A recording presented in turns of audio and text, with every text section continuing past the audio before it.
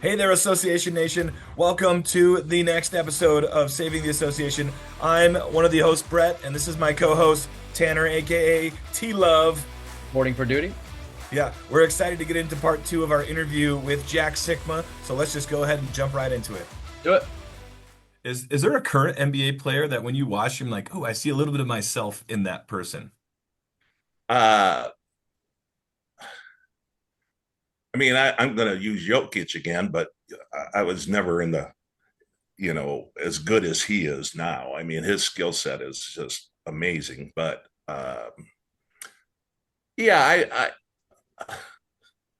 the fives that can shoot a little bit. I guess there's some, uh, that's relative. I started in the league doing the Sigma move, so I was mostly a post player, Mm-hmm. or I was on the elbow distributing. I always took a lot of pride in my passing and reads and that type of thing. Um, so I guess that's who I would relate to. Yeah.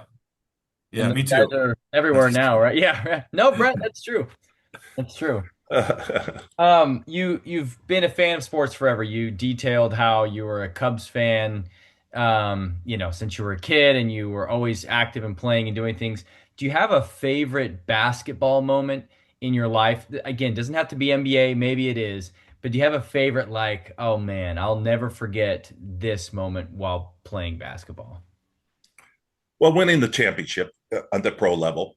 Yeah. Uh, in Illinois, much like Indiana, with the movie Hoosiers, getting to the state tournament and getting to the finals, which uh, was a great memory because it's with the guys you grew up with. And actually, I grew up in a little Dutch burg in Illinois, in which we were tall guys, so and big families. So I went to state my senior year with a front line of Sigma, and Sigma. So it Oh, was that's awesome. so my two cousins were the forwards, and I was the center. So that's always uh, been a fond memory. But winning the championship for sure. And then up from a personal standpoint, of course, the day I found out I got inducted into the Hall of Yeah. Yeah. Fame. And it was years after I played, uh, but I look at it as a blessing in the fact that my kids were grown, uh, they could enjoy it. I had plenty of my friends from uh, my hometown could make it, my college buddies.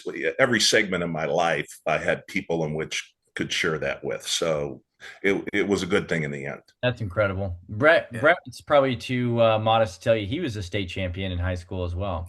Oh yeah.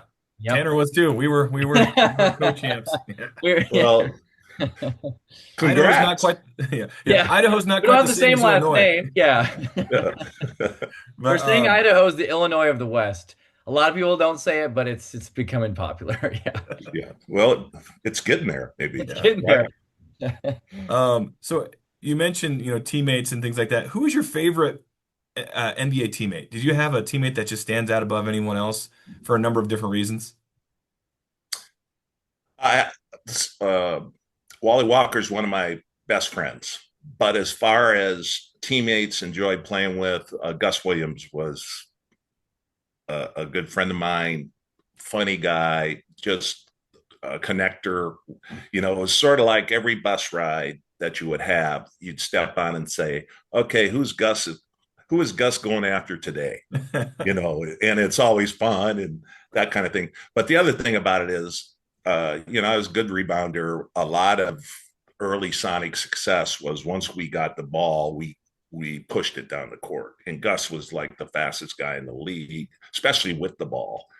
And I just threw outlet after outlet to Gus and shoot the ball, be in the hoop, and I'm not even close to half court, which is a fun way to play. Yeah. And I remember saying, Gus, man, I threw a couple away tonight. He said, "You keep throwing it, big boy. Just I'll get it." So fond memories of him. Unfortunately, we just lost him Oh, I was one of the youngest guys in the league. So that championship team in '79, now we've lost 5 or 6 guys off of that. So that's always sad, but it always brings up great memories. That's That's great. fantastic. I love that. You mentioned Kareem as the top guy. I mean, that was the pinnacle of your competition. Are there two other centers that round out your top three as far as guys you played against? One for sure. And then there's a number that tie for third, Sure. but Moses was just insane as far as just How so? his intensity. He just keeps going and going and going. And there's not a lot of beauty to his game. The other thing about Moses was if he was listening to the podcast and I had to play him the next day, Moses would be the best player I've ever up against. Because if you slight Moses, there was one time a reporter asked me, "Who who do you who do you think's better, Moses or Kareem?" And I said something like, "Oh, they're both great, whatever." But I just finished. I should have shut up right there. I just finished with, "I think Kareem's a little better passer." So the next time we played the Rockets with Moses had like 6 assists in the first half. All of a sudden, and I knew exactly why. He heard the interview, and it's just like, and I'm not calling Moses a dog. I'm saying, but let a sleeping dog lie, right? Yeah. Don't kick the hornet's nest. So, Yeah, that's great. And then what about and some of then the tied guys for that third. round I out? mean, I'm just going to list, Sure. and I think it's a valid answer. I mean, I went up against Issel, Parrish, Lanier, Walton. Uh, I'm missing even later Divac and Play against Mark Eaton? Mark Eaton, for which is a different thing. Yeah. Poor Mark. I'd pull him farther and farther away from the basket. Yeah. Mark would have a hard time in today's game. So Wes Unseld. Anyway, I'm missing many, but Lanier. Uh, so like I said, it was just a heyday for uh, centers at that point in time. And the rules were different, where playing out of the post was a big deal. And once the 3-point line came in and Jordan came in the league where they took some of the hand checking physicalness out of it, the game changed to more spacing and so forth. Yeah. Hey, if I recall, I was an avid basketball card collector. Did you play with Moses in Milwaukee for a minute, or No, did you guys just miss each I other? I retired and they had Moses. I think that might have been Moses's last year, and Okay, then gotcha. Moses came. Because I remember seeing both you in a similar jersey for the Bucks on my cards. I was like, did you guys play Yeah. together? Okay. Well, just to let you know, we made the playoffs when I played. They missed it the next Moses, if you're listening, he's calling you he's out not, still. but he's Was, not. did he Unfortunately, pass? he passed probably 10, 15 years ago. Horrible. Again, it was a heart situation. So, Oh, shoot. yeah. Shoot. Maybe we'll cut that from You never know. He could be listening from above. You never know. Yeah. Okay. Hey, we got one more question in our full court press, and we might cut some of these Sure. back, but yeah. Um, so Jack, you also got to be a coach in the NBA. Is there a player or a few players that were maybe the most rewarding or fun to coach in your tenure? Uh, yeah, there was a couple. I mean, I had Kevin Love in Minneapolis. I had Yao in Houston, Oh, which is a cool. unique situation. And Yao was pretty much developed. Carol Dawson was uh, uh, in the Houston organization when Yao first came in, and he really helped him develop his little hook shot, jump hook in the lane in which he could get to once he received the ball. Um, so with a player that's established like that, it's really, as far as coaching them, it's just a little tweak here and there. Or if you see something where it's been successful for a while and maybe they're out of rhythm or something like that, you work with them on that. The interesting situation with Yao was deaf in one ear. Oh, Yeah, I was pretty much deaf in one ear. So when you're talking to me, you have to turn your way. Well, there was one time during the flow of the game, I was trying to yell something to him, and Yao goes like this. So I'm saying, "You heard me, or did you hear me?" Because you're going like this, like he didn't hear. So, but yeah, he was unique. Um, uh, you know, I was fortunate to work under a couple of really good coaches. Nate McMillan's been in the league forever. That was the first coach I worked with as a head coach for the Sonics, and then Rick Adelman for 7 years, and he's in the Hall of Fame now too. So uh, I enjoyed that time when I was on a bench and coaching.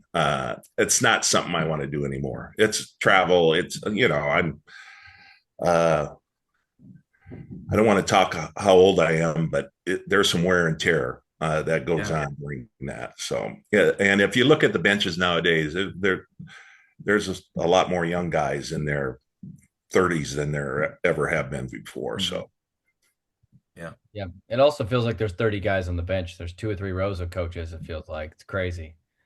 yeah, well, every guy's got their guy, and again, that's the difference in the game. The money's so much bigger. That the when I was a rookie, we would fly with our 12 guys, a trainer, a coach, and an assistant coach, a party of 15. Now they fill a plane when they travel. So, but it's great for the players. What's asked of them nowadays is more than asked of us. The pace of the game, uh, you know, uh, I remember when I was first playing and was a key player with the Sonics, sometimes I played the whole second half. And Lenny Wilkins was our coach, and he would just make sure the timeouts were spaced out enough to give me a breather, but stay in the game. Now Mhm. it's more like hockey. You got your shift, you go all out. And of course, the stars hang in there more, but uh, it's uh, it's much more demanding nowadays, I think, than it was before. Not to take anything away from us. Every good player in my era would make an adjustment and be able to play in this era. You're still Sure. top of the pyramid, so but the game was different. Mhm. Yeah, absolutely. Well, that wraps up our full court press. I think you handled it pretty well. You broke the press a number of times. Good job. It's fun talking about all this. Every organization wants to put themselves in a position where they're able to build a title contending team. And, teams are built in so many different ways. It's through the draft, it's through big trades, it's through signing big free agents. But it's also through expansion sometimes as well, or maybe relocating a city like Oklahoma City became to your guys' detriment. But both final teams, I think, are great examples of how different teams are built in the modern era because you've got a mixture of players that were traded that were maybe relatively big names or up and coming names. And you've even got players that were traded from franchises that were big names where they instead invested in younger picks and talent that they had to build up. Um, so in today's league, what method of building a team do you, Jack, personally think is the best way to go about doing that in the modern NBA? Well, from a fan base standpoint, I think you get two differences in fan bases. I think in the bigger cities, they want more instant gratification. I think it also has to do with who your number one star is and what age he is. I mean, the Clipper trade with OKC, which brought SGA there and some draft picks and all that kind of stuff. Well, the Clippers had just signed Kawhi, who was that year and in a lot of years like the top free agent ever that's available. And he wanted some help. So it was instant. We need to take care of things instantly, bringing Paul George over and however else they complemented their team. And I think a franchise where they have such a rabid fan base who is used to watching young players, the Durant, Westbrook, Harden triangle that happened when they first got the team. Um, Oklahoma City in the front office knew that their jobs weren't reliant on next year. It was building a roster and bringing in some young players that can grow together. So, and in a way, uh, Indiana did the same thing. I mean, they made two big trades, Halliburton trade, and then once they saw that maybe we had our things in place and we need some more up and down speed, somebody who's playing the 3 or 4 position can add something. They made the Siakam trade. So uh, I think from a fan base scenario, you can have a losing season, but you can see that you're going in the right direction. Where if you do the star power thing and it doesn't work out, you're hamstring strung a little bit more, and you're really you gotta almost be more fortunate in that situation that something falls in your lap, Yeah. and you stay healthy. And the other thing is, young players don't get hurt as much as the older players True. do, and uh, a big part of ability is availability. Mhm. And there's a lot of players that play 40, 50 games a year who are uh, key parts of a team, and that disruption doesn't help. Yeah. You could also be the Jazz and not do either of those things well right now. So that's definitely going on for one of the fan bases. I Um, was I was a Cub fan, so just you get it. remember that. Just remember You that got the World Series in there. So, well, finally. yep, yep, I've heard it's great. I've heard it's great to celebrate championships. So the NBA is a copycat league, especially, lately we've seen some models be replicated, whether it was the big three or some people kind of trying to, um, uh, draft and tank, right? Tankapalooza is going on, and people are like, "Oh, this is the way. This is the way." Do you foresee any upcoming trends in the way that rosters are constructed? Brett kind of talked to you about like, the best way to do it, and there it depends on the fan base. But like, do you see any trends that are happening right now that you think are going to continue or discontinue? uh, I still think patience is a big thing, and the connection with ownership, believing they have the right people in place. Um, you know, uh, Sam Presti's been there a long time. Kevin Pritchard and his group has been there a long time. Uh, they've changed coaches along the way, but uh, overall, I think they have a strong premise as far as what they're looking for and how they want to play, and they evaluate players on fit. So, uh, where sometimes the big three is you're evaluating players on name, and the other part is just a mixture.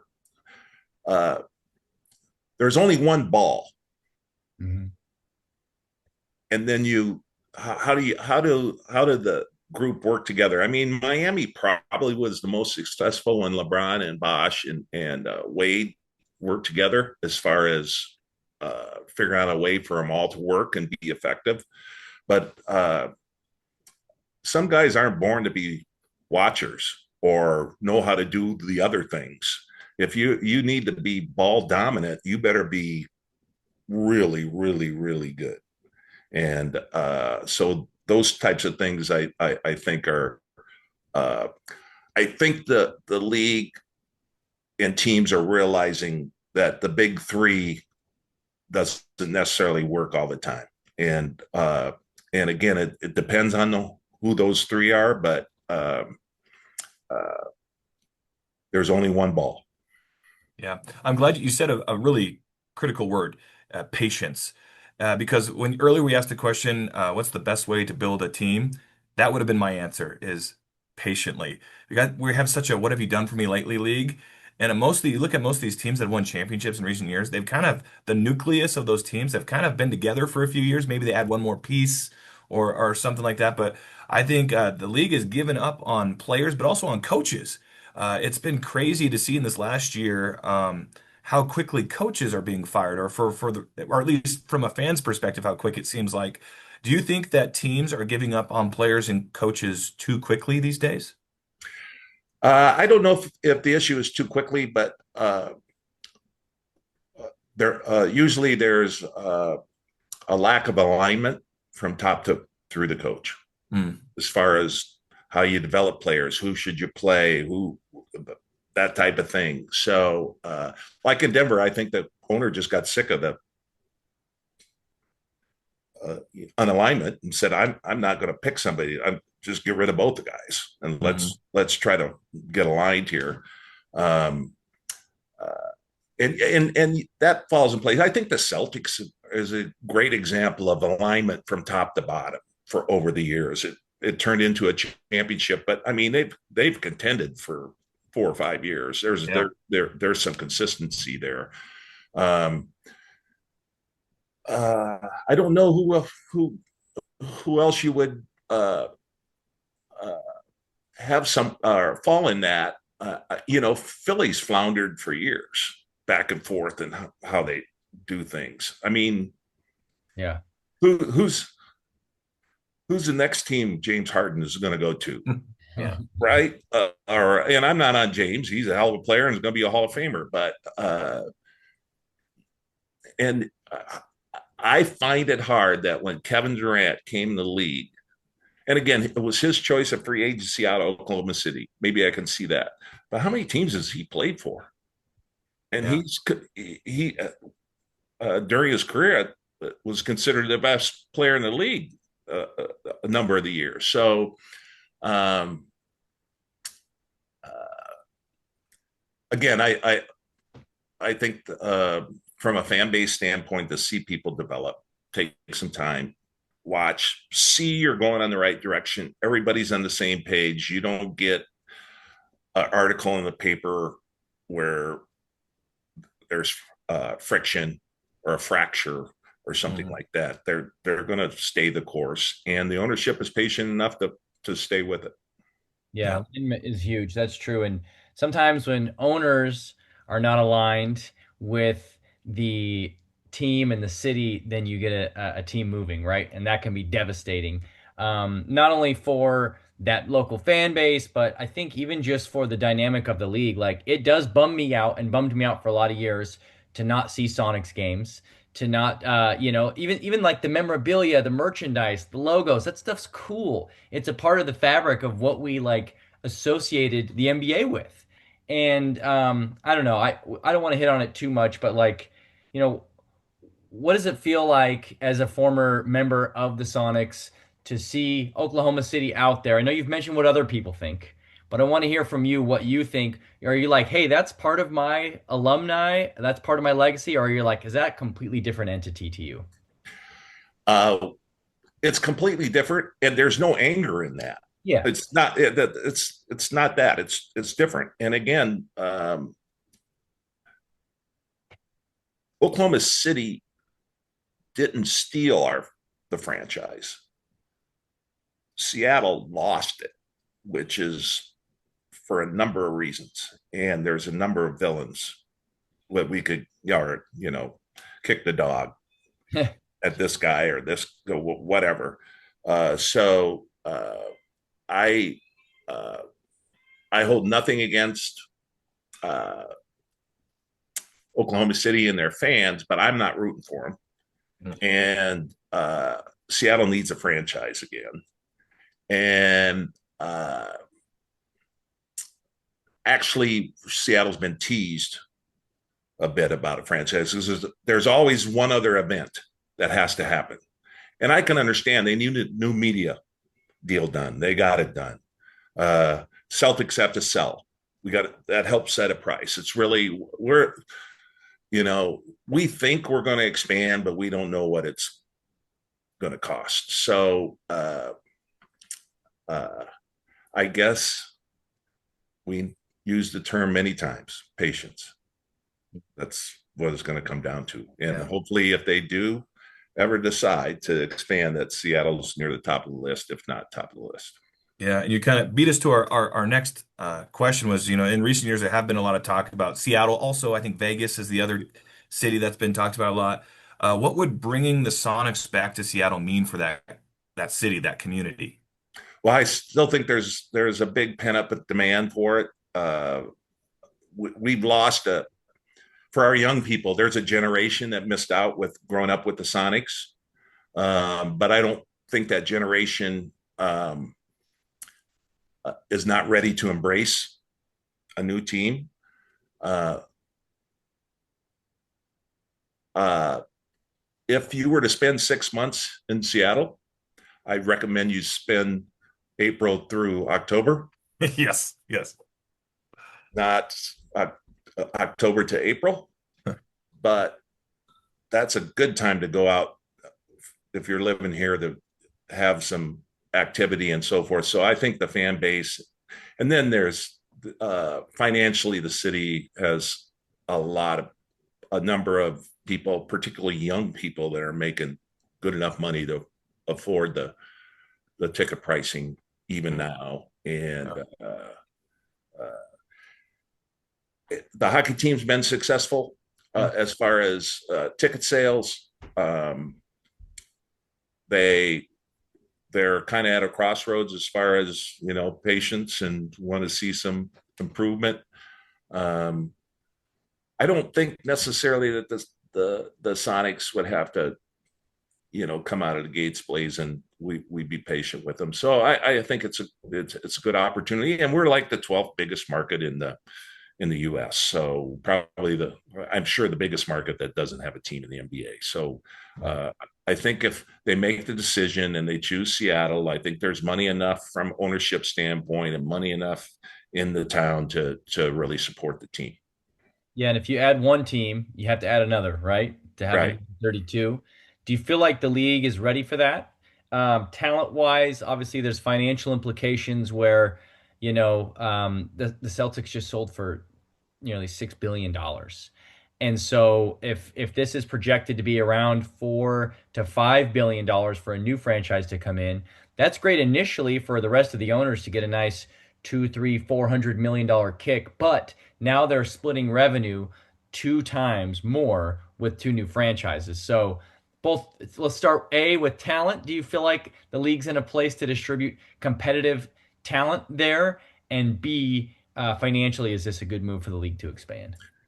I think talent wise, if you look at it in the broad spectrum of just what's happening around the world, particularly in Africa, as far as how many more programs and how many more African players are added to the mix. I mean, we went from a U.S. based where maybe there was one or two, I mean, Sabonis, not Sabonis, Martian Lonis, Detlef Schrempf came over here and went to high school, but those were kind of the first international guys that came in the league, and that was in the mid '80s. So uh, since then, just think of the influx from Europe, a couple Chinese players. Just think about that, and now you're seeing just greater numbers from Africa. I think there's plenty of talent. Uh, the the Probably because of all the European players playing the NBA. When I back in the '70s and '80s, the European leagues were pretty dang good, but Yeah, none of those players makes were sense. playing in the NBA now. So, uh, but yeah, I adding the 12th biggest market to your league, um, they got to pay the correct entry price. Las Vegas has become, just think about how many uh, rabid basketball fans are going to pick out the road trip when your team's playing in Vegas. They're Yeah. going to go there, right? So I think both cities are primed to support the team. Um, as far as the the player scenario, even if it gets diluted a little bit, what are you talking about? Your 10th, 11th, 12th guy on the team? Are they even going to be rotational guys? Totally. or it will affect depth some, but teams have with the two-way players, they got young players in the hopper, and somebody gets hurt for a while, bring them up, and it's part of the natural progression as far as improving yourself as an NBA player. Yeah, Yeah. absolutely. Go ahead, No, Brett. I definitely think it's time for expansion. I think there'd be a number of just NBA fans like myself. I'm a Bulls fan first and foremost, but I love the league, and to see the Sonics come back, oh, that'd be so great. And even just being able to restructure some of maybe the conferences or however things are competitively, I think it would be a good time to have maybe freshen up the league a little bit too. So I definitely think it's a great thing to do in this season for the NBA. And the last four MVPs are international. Shea's technically going to be he's Canada, right? Yeah. Yep, Yep. So Canadian. that's why I'm like, I'm not grouping him here. He's international. Yeah. Well, it's interesting the Nemhard Shea matchup. I mean, they're buddies They from are. way back and played, key players in the Canadian team. So I guess that happens all the time with U.S. players from Sure. the U.S. Olympic team. But it's an interesting additive to the series for sure. My rookie season, we go from 5-17 to somehow we finish fourth, beat the Lakers, beat Denver and Denver in six, or excuse me, beat Portland, the defending champions, in six, beat Denver in six, and we're playing the Bullets in the finals. My rookie season, and we get it to Game 7 in our arena, and anyway, Charles Johnson, at the end of the third quarter, hits a 3-point shot. They just put in the 3-point, but it was like a half court 3-pointer. They go up, I don't know, 9 or something like that. We fight it back to a couple, and we just don't get over the hump. And so we have Game 7 in our place, and we lose. And though the Bullets are screaming and yelling and running to their locker room, the whole crowd was Seattle people. It got deathly quiet, and you weekly congratulate the other team with handshakes and stuff, but you're not into it, right? We work all this hard, you come so close and fall short. And as we're walking off the court, all of a sudden the clapping starts, and the whole stadium just shows their appreciation. They had unexpected year. There's no way we would be here. And it really, we talked about it as a team. We have a responsibility to our fans to make sure we don't screw this thing up the next time we get a chance. Unfortunately, we got it again against the same opponent. It tasted even better, and we won a championship the next year. But the difference, one of the big differences in the game now, and it has to do with social media, it has to do with responsibilities, it has to do with security, it has to do with whatever. Back then, we knew everybody that sat in the front row every game. There was really a connection with the fans. There was a booster club where they do special things for the players and all that kind of stuff. So that old hometown, almost small town feel is no longer possible. But that's my, as far as fan connection, it's not funny, but Yeah, no, it meant a lot to all of us, and said a lot about our fan base here in Seattle. yeah, that's gotta be super memorable to have fought so hard, feel like you disappointed them, and then to have them just like still be there for you, cheering for you. That's like a tearjerker in a movie, right? Yeah, That's no, great. it is it's a yeah. In the end, after everybody was stunned, realized we didn't get it done, it took a minute or two, and then the clapping starts. So it was a great feeling. Thanks so much for joining us this week. We had a great conversation with Jack. Look forward to talking to you guys next week. In the comments below, let us know your thoughts on how you would construct an NBA roster and what you think about NBA expansion. See you guys next week.